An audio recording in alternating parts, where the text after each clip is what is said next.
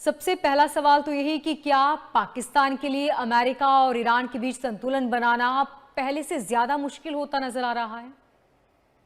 मोनिका जी, प्रश्न ये है कि पाकिस्तान को अपनी अजमत बचाना बड़ा मुश्किल मुझे यहाँ नजर आ रहा है।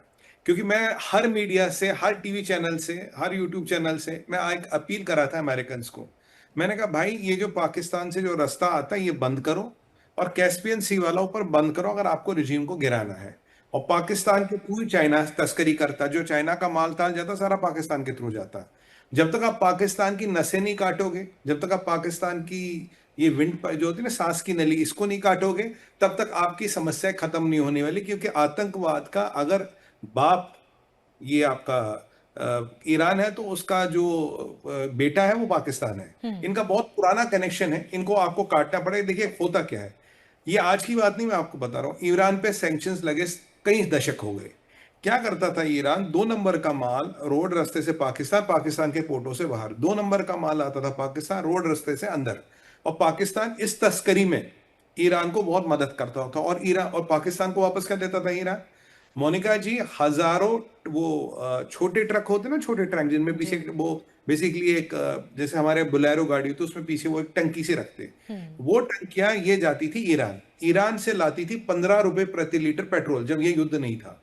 हजारों गाड़ियां। ठीक है जी, आईएसआई का धंधा था ये। आईएसआई का जो हेड है, ये उसका काम होता है जो ये करता है। ये मुल्ला मुनीर का ही दोस्त था, वो काम करता था। एक टाइम में मुल्ला मुनीर भी ये काम करता था। और हम ये जितने भी आईएसआई के हेड रहे, ये काम करते थे। 15 रुपए वहां तेल लेते थे, यहां लाते थे। और पाकिस्तान में तेल बिकता था 250 रुपए लीटर। आज तो 450 रुपए, तब बिकता था 250, 250 रुपए लीटर।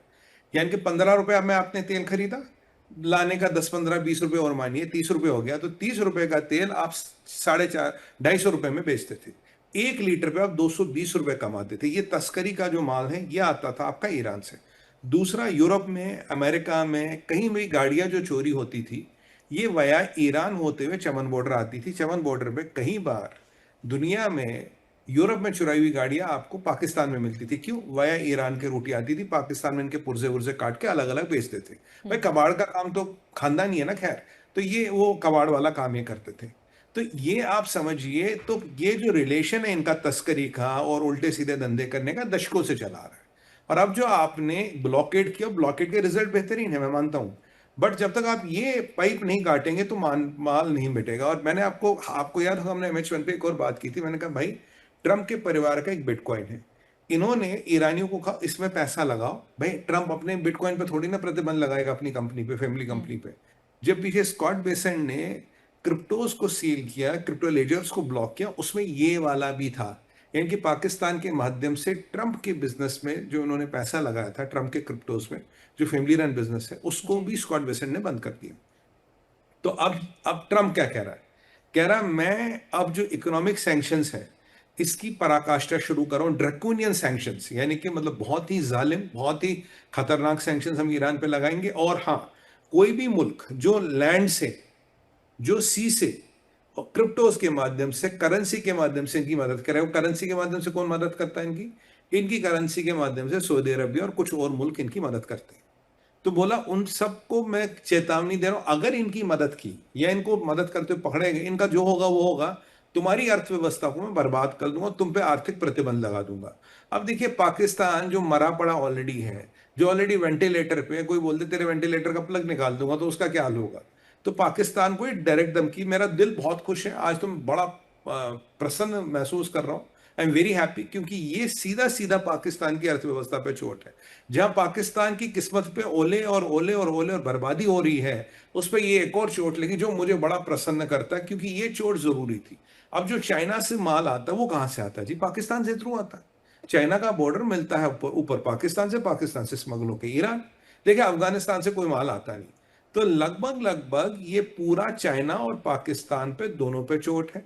आप मान के चलिए 70% चोट आपकी पाकिस्तान पे, 30% चाइना में।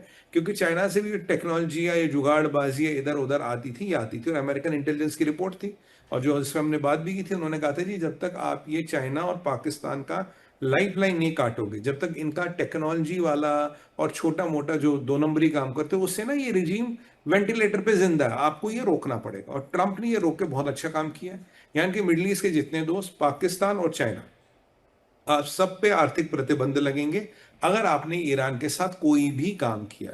जी। यानी कि ईरान में जो 10-15% कहीं से टूट टाट के कुछ आता था, उसको भी बंद करने की आप पूर्ण प्रबंध अमेरिका ने किया। और उसके बाद ड्रैकोनियन सैंक्शंस, याद कीजिए स्कॉट बेसेंट ने 3 दिन पहले कहा था 72 घंटों में हम नई जबरदस्त सैंक्शंस अनाउंस करने वाले हैं।